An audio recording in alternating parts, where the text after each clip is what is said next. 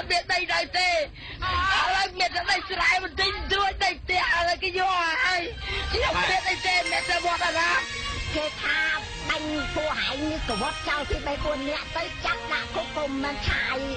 អញបាត់មកជួយកូនចៅភូមិត្រៃត្រៃផងវិញគ្នាអំណាតែចាប់ធូបហើយពីណាមិនយកលុយចាប់ដាក់កប់ចៅមិនបានទេចៅបាន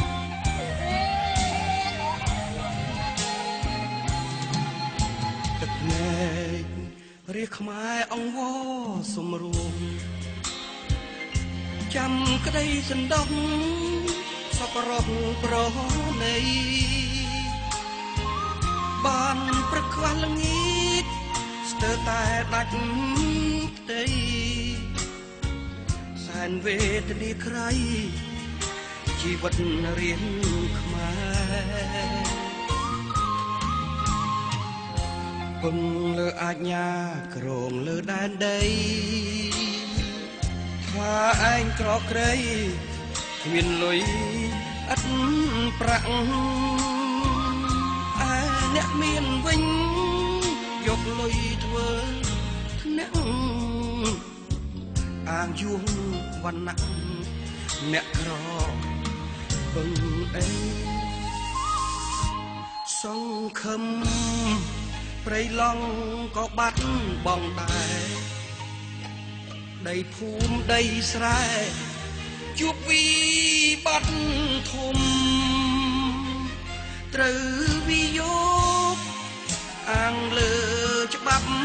ថ្មីគេសម្បទានដី99ឆ្នាំឯវិយោគទុនបោកខ្មែរទាំងរួបដីគោកដីកោះក្បែរអង្គអាជីវកម្មយកដីជាតិឯង